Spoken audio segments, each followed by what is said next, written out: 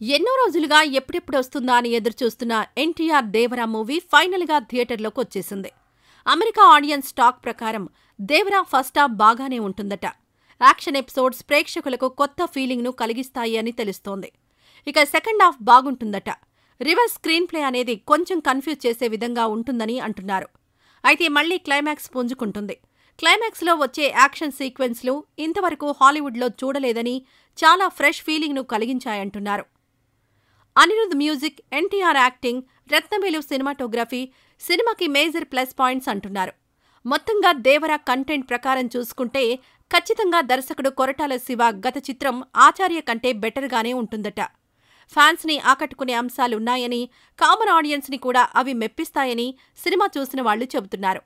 ఇక జాన్వీ కపూర్ పాత్ర సెట్ అవ్వలేదని, కథ మధ్యలో ఇరికించినట్లుగా అనిపించిందంటున్నారు. ఇంటర్వెల్ బ్యాంక్ కానీ, క్లైమాక్స్లో ఇచ్చిన ట్విస్ట్ కానీ అదిరిపోతాయంటున్నారు.